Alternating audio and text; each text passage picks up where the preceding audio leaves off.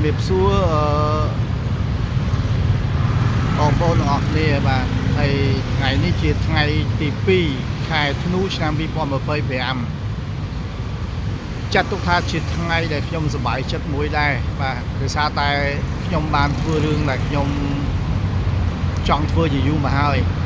រឿងនោះគឺជាដំបូងខ្ញុំបាទ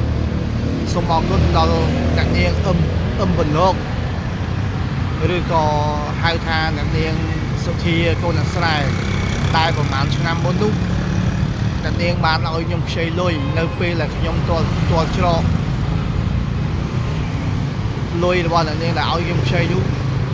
គឺពិតជាបានឲ្យខ្ញុំដោះទាល់នៅពេលដែលខ្ញុំគ្រាលំបាកមែនហើយថ្ងៃនេះខ្ញុំក៏បានរកអ្នកនាងព្យាយាមតាមរកអ្នកនាងរហូតដើម្បីសងលុយអ្នកនាងហើយថ្ងៃនេះខ្ញុំបានធ្វើរឿងដែលខ្ញុំចង់ធ្វើគឺខ្ញុំបានសងលុយទៅអ្នកនាងវិញហើយតាមរយៈមិត្តភក្តិរបស់អ្នកនាងទោះបីជាយ៉ាងណាក៏ដោយខ្ញុំក៏នៅតែសូមអរគុណអ្នកនាងជាអណែកដែលអ្នកនាងចំណាយពេលវេលាដ៏មានតម្លៃក្នុងការជូនខ្ញុំទៅធ្វើចលនាចង្កេះខ្ញុំចាំបានថាប្រហែលឆ្នាំមុនខ្ញុំមានជំងឺឈឺចង្កេះធ្ងន់ធ្ងរហើយអ្នកនាងព្យាយាមដឹកខ្ញុំទៅរកកន្លែងចាប់សរសៃរហូតដល់ខ្ញុំបានធូរស្បើយ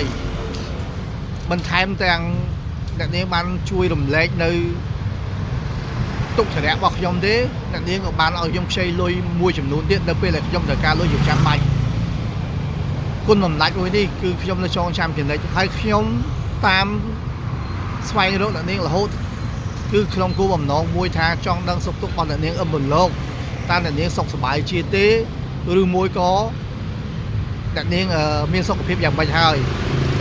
ប៉ុន្តែអត់មានដំណឹងសោះបាទ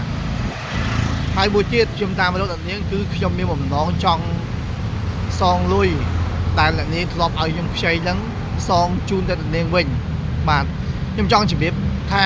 ចំពោះរូបខ្ញុំមួយលុយដែលគេឲ្យខ្ញុំខ្ចីគឺខ្ញុំអត់ដែលភ្លេចទេបាទខ្ញុំអត់ដែលភ្លេចទេទោះបីក្នុងកលៈទេសៈណាក៏ដោយគឺខ្ញុំតាមព្យាយាមរកម្ចាស់លុយដើម្បីសងទៅលើគេសងទៅលើម្ចាស់លុយបាទហើយថ្ងៃនេះគឺជាថ្ងៃដែលខ្ញុំសប្បាយចិត្តដែលខ្ញុំបានធ្វើរឿងហ្នឹងគឺខ្ញុំបានសងលុយទៅអ្នកនាងវិញ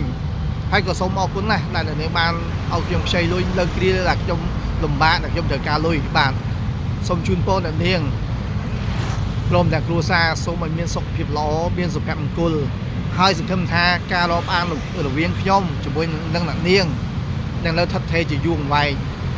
ហើយខ្ញុំសង្ឃឹមថាសាររបស់ខ្ញុំមួយនេះនឹងបានលឺដល់អ្នកនាងខ្ញុំបាទសូមអរគុណបាទ